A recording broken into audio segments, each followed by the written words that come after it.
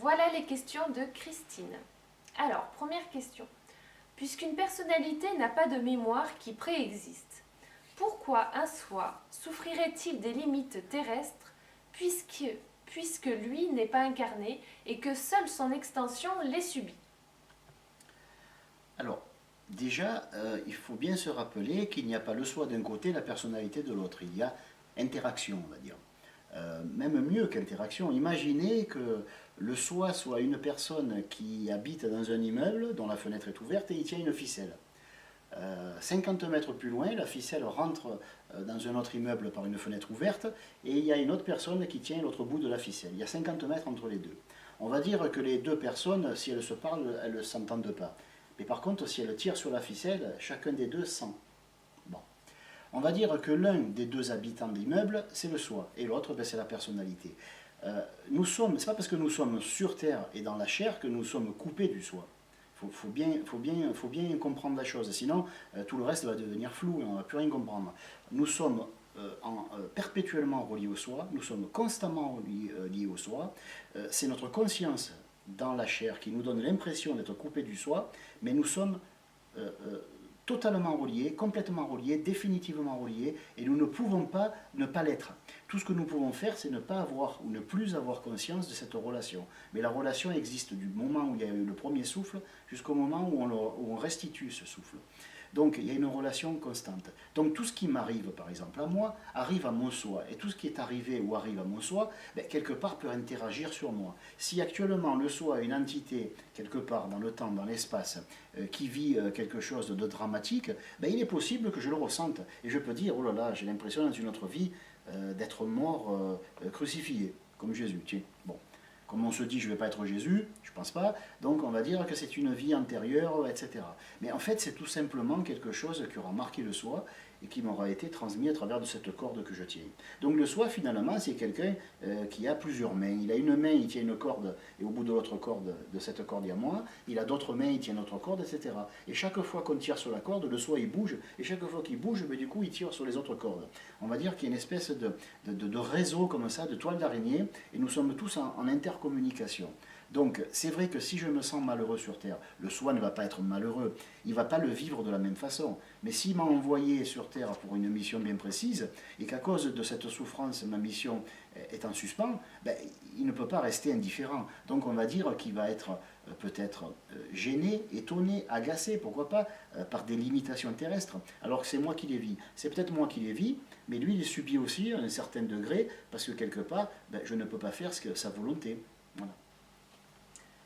Comment puis-je sentir ce qui est uniquement du domaine de la mémoire de mon soi, et comment ce même soi peut-il soupirer à l'idée de la densité terrestre alors que c'est Christine qui la vit?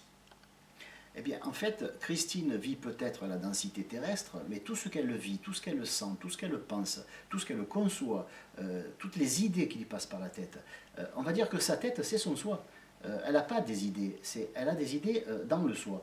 Hein, on va dire que le mental du soi la contient. Et elle est contenue dedans. Donc tout ce qu'elle sent, tout ce qu'elle pense, tout ce qu'elle vit, tout ça c'est restitué au soi. Et tout ce que le soi pense, vit, ressent, tout ça c'est restitué, entre autres, à Christine. Donc on va dire qu'actuellement, Christine vit des choses et elle peut même avoir du mal à se dire mais où finit Christine, où commence mon soi, où finit mon soi, où commence Christine. Et en fait, où s'arrêtent et commencent les autres extensions en simultané, parce qu'elles existent en ce moment. À la limite, on pourrait presque se rencontrer, non pas sur Terre, mais en esprit, comme ça, et dans un voyage de l'imagination, et dire, tiens, je vais rencontrer toutes les entités qui sont des extensions de mon soi. Il y a une interaction. À partir du moment où il y a une interaction, eh ben, à ce moment-là, ben, il y a une relation. C'est comme dans une famille. Si l'un des membres d'une famille est arrêté par la police et est mis en prison, ben, la honte rejaillit sur toute la famille, ou la gêne rejaillit sur la famille. Donc si on touche un élément de la famille, on touche la famille. De la même façon, tout ce qui arrive à Christine ben, affecte les autres entités, les autres extensions, bien sûr, et ça peut affecter aussi son soi, et réciproquement. Je crois qu'on est à une époque où les êtres qui sont un petit peu, enfin je dis un petit peu, mais qui sont même simplement moyennement évolués, ils sont à un tel degré de perfection, de connexion avec leur soi, ils ne se rendent pas compte, qu'en fait, bien heureux s'ils arrivent à savoir où ils s'arrêtent et où commence leur soi.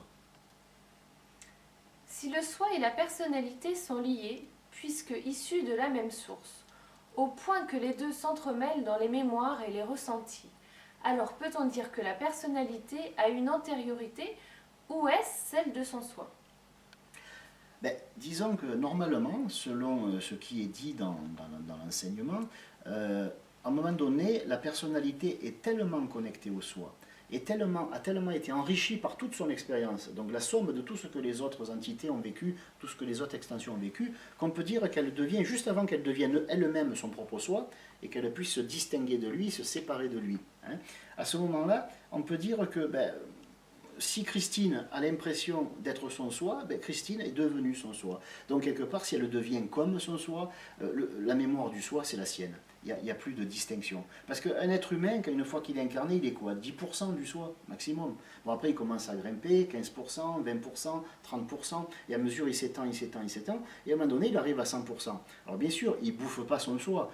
C'est pas le soi qui rentre et qui se perd en haut et pour se retrouver en bas. Mais on va dire que dès qu'en bas et en haut, il y a la même grosseur, il y a la même quantité d'énergie, il n'y a plus de différence de potentiel. Le soi ne peut plus nous guider. Le soi ne peut plus dire je suis ton père, tu dois m'obéir. À un moment donné, le soi, il devient comme un ami. On est aussi grand que lui, on est aussi fort que lui, on est aussi instruit que lui, parce qu'il nous a donné sa connaissance. On s'en est servi. Et même, on s'est servi de la connaissance des autres extensions. Donc, on va dire qu'à un moment donné, on est devenu notre propre soi. Alors, la mémoire du soi est devenue également notre mémoire. Alors, merci Christine pour tes questions. Merci à tous pour vos questions. Je vous rappelle notre adresse email où vous pouvez nous envoyer vos prochaines questions. Donc c'est novae.atlantis@gmail.com. Et à bientôt pour notre prochaine vidéo.